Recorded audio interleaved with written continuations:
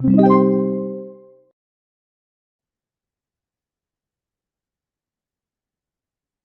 situation. Blocks A and B have a mass of 3 kilograms and 9 kilograms, respectively, and are connected to the weightless links shown in the figure.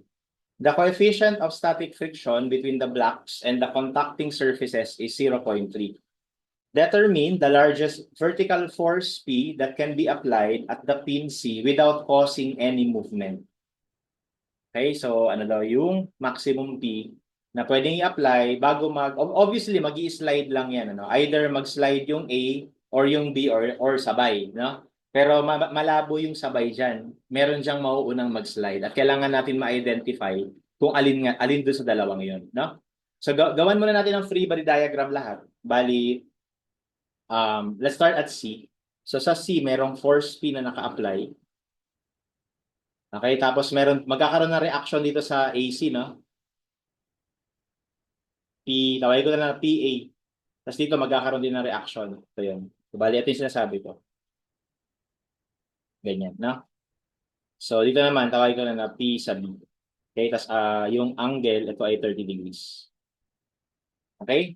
Tapos, dito rin, meron ding mga forces acting sa A. So, merong weight, merong force galing doon sa rod, tapos merong normal reaction. Tapos, kung ang impending, obviously, ang impending motion ito, pag ganito no? Posible kasi pupunta yan sa kanan. So, ibig sabihin yung friction natin pag ganito. So, ibig sabihin, para dun sa A, so merong PA, tapos merong weight ni A, may normal force sa A, tapos ito yung friction sa A. Okay? So, ito ay 30 degrees.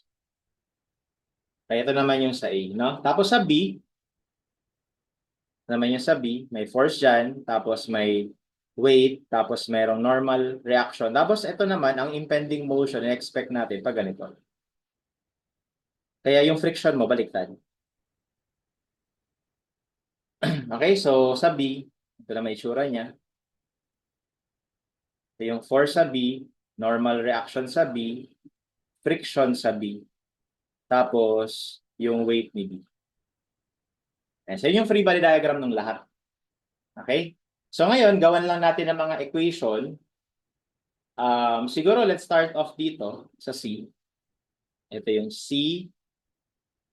Ito yung sa A. Ito naman yung sa B. O, dumuna tayo sa C. Okay, let's take summation of forces Y. So we have PA, cosine of 30 degrees is equal to P. Okay? And then if you take summation of forces X, PA sine 30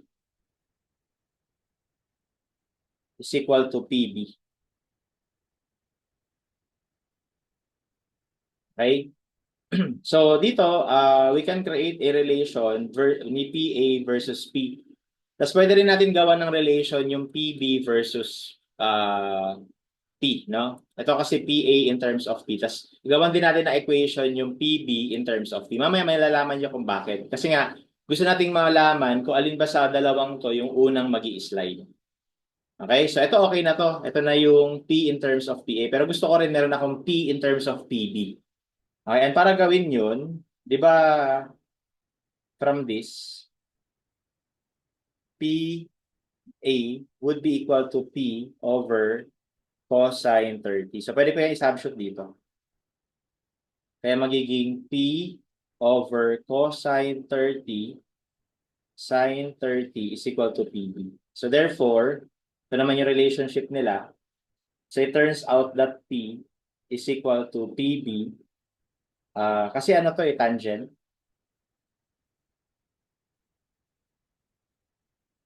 So, PB over tangent 30. Okay, so tawagin ko lang to na equation 1, equation 2. Okay. So, ngayon, going back naman, dito naman tayo mag-analyze sa B, no? Dito tayo sa B, dito na sa baba. So dito, very straightforward. O nga pala, convert muna natin sa Newton yung mga binigay na weight. So yung weight sa A ay 3 times 9.81. Tapos yung weight sa B is 9 times 9.81.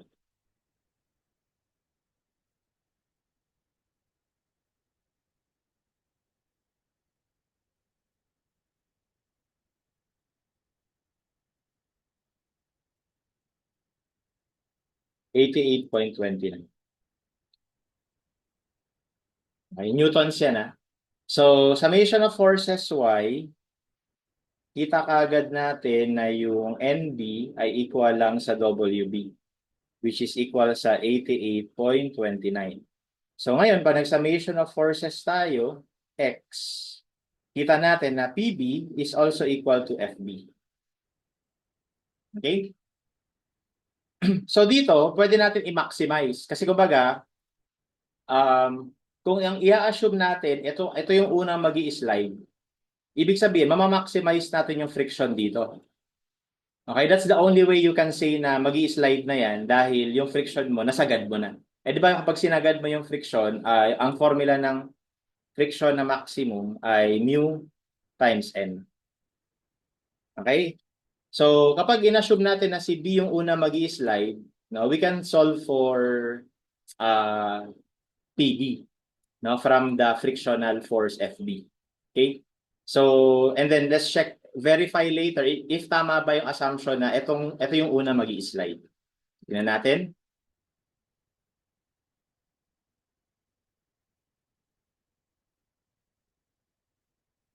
Okay, so we have mu 0.3 tapos NB natin ito. Okay, and let's see the value.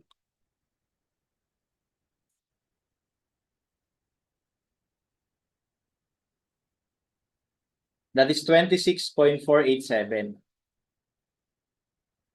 Okay, so yan yung value ng NB. I mean, FB maximum. So dahil dito, lumalabas ngayon na yung PB natin ay equal sa 26.487 Newton. Assuming na yung PB or yung block B yung unang magi-slide.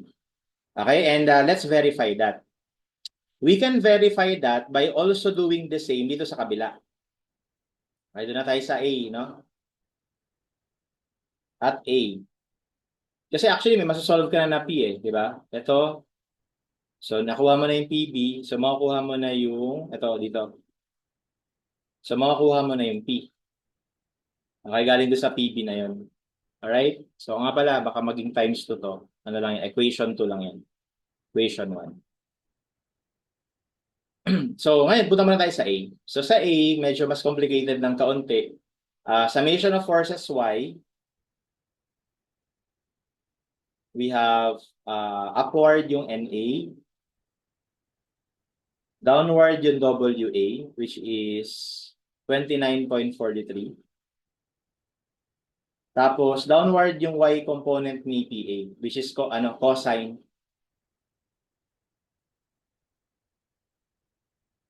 Okay, so therefore yung NA natin ay equal sa 29.43 plus PA cosine 30. So, pag nag-summation of forces X naman tayo, we have friction to the left, tapos PA to the right.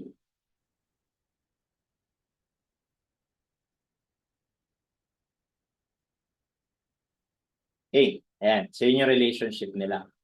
So, ngayon, if we would let, again, FA to be equal to FA maximum, which is equal to mu times N. Okay, so we will have 0.3 times 29.43 plus PA cosine 30. Okay? And plugging this equation dito sa una, magiging 0.3, 29.43 plus PA cosine 30 is equal to PA sine 30. So what I would do here is I will solve for PA. Okay, so we can solve for PA. So PA will give us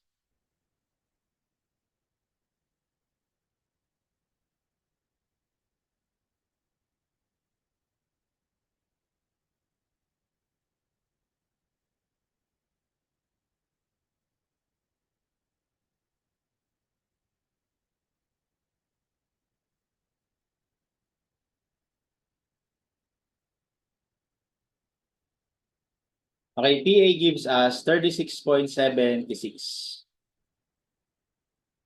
Okay, so ipaliwanag ko lang balik ako sa PB. Sa PB, ito yung PB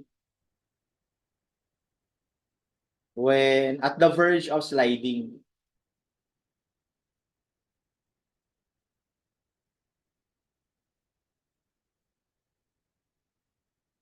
Okay? Yan yung PB at the verge of sliding kasi sinagad natin yung friction. Ito naman yung PA at the verge of sliding.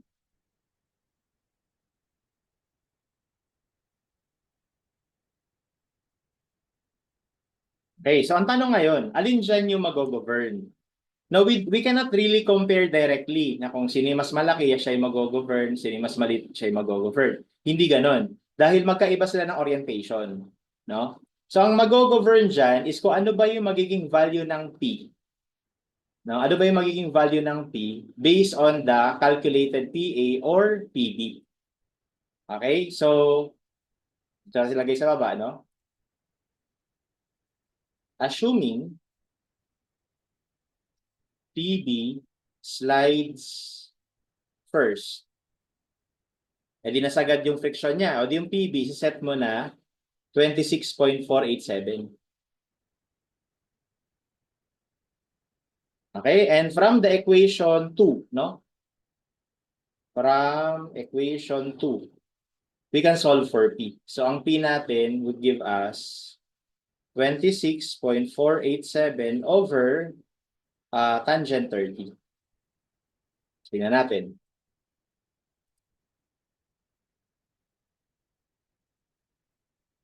That gives us 45.87.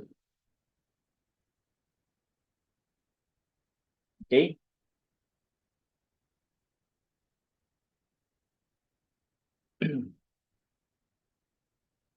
Okay, and actually nandito yan, no? 45.9. No? Pero bago yon, no? Check muna natin kung ito ba yung mag-govern.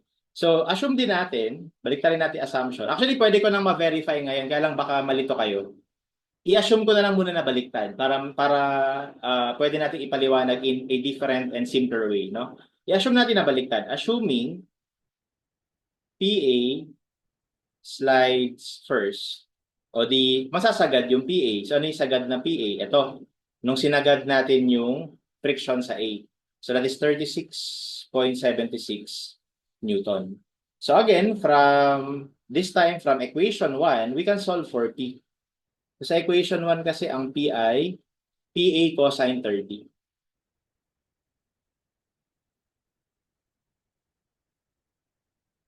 So, 36.76 cosine 30. So, 31.83 or 84.